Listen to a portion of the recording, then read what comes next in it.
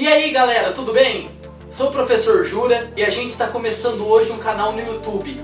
O principal foco desse canal é tirar as dúvidas de vocês em relação à química. Meus alunos ou aqueles que não são alunos se inscrevam no canal com o objetivo da gente poder tirar as dúvidas dos mais diferentes exercícios de química, tá bom?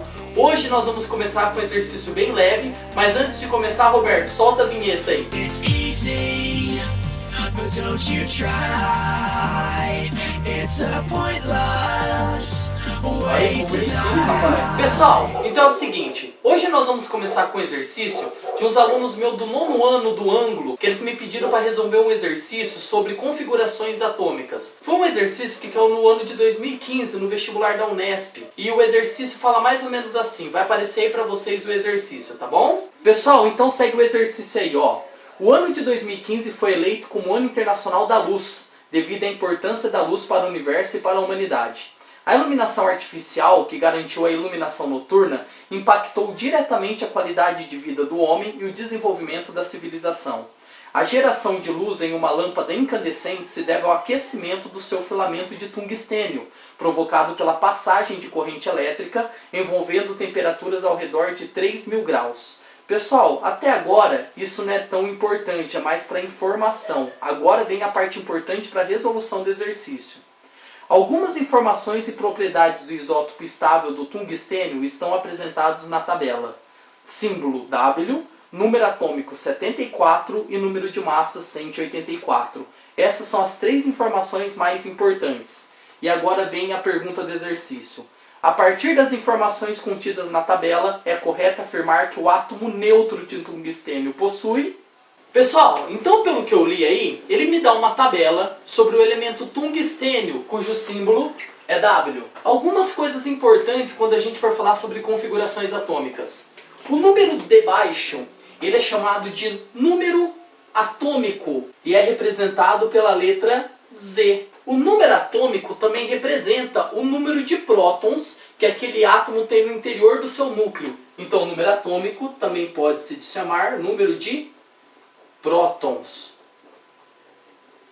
Isso significa então que no núcleo do átomo de tungstênio, desse átomo de tungstênio, tem 74 prótons, tudo bem? O número de cima é chamado número de massa, representado pela letra A. Segundo a teoria de Rutherford, toda massa está concentrada no núcleo do átomo. No núcleo desse átomo, além de outras partículas, eu tenho prioritariamente prótons e nêutrons, que foi descoberto em 1932 por James Chadwick. Então, a massa pode ser dada pelo número de prótons mais número de nêutrons. Então pensamos assim, galera. Se a massa é 184 e o próton é 74, se eu subtrair a massa pelo próton, eu acho então o número de nêutron. Então, se eu pegar o 84 e subtrair 74, eu vou achar exatamente o número de nêutrons. Então, fique atento, galera. Embaixo eu tenho o número de próton, em cima eu tenho a massa, e se eu subtrair a massa pelo próton, eu tenho o número de nêutron. Então, olha como ficou aqui. Próton, eu tenho 74 prótons. A massa, 184.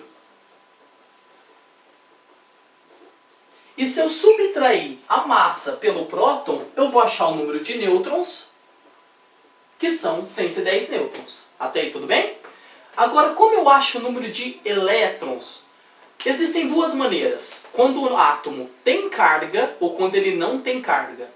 Como ele não tem carga, porque no enunciado fala um átomo neutro, quando ele não tem carga, significa que o número de prótons é exatamente igual ao número de elétrons. Logo, se o tungstênio tem 74 prótons, então é porque ele também tem 74 elétrons. Jura? Mas se ele tiver carga, galera, ele vai ser chamado de íon.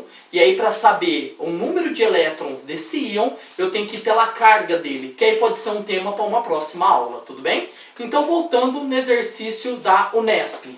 Pessoal, 74 prótons, 184 a massa, 110 nêutrons, 74 elétrons. Olhando as alternativas, eu vou por eliminatória. A alternativa A diz 73 elétrons? Não, pessoal, ele tem 74 elétrons. Como ele é neutro, o número de prótons é igual ao de elétrons, então não é a alternativa A. Vamos pular a B por enquanto, que a B vai falar de uma outra coisinha que nós vamos falar numa próxima aula, que é a distribuição de Pauling. A alternativa C fala 111 nêutrons. Gente, se eu subtrair o de cima pelo de baixo, deu para perceber que são 110 nêutrons, não 113 como ele está falando, 111, perdão. D, 184 prótons. Pessoal, são 74 prótons. Então também não é a alternativa D.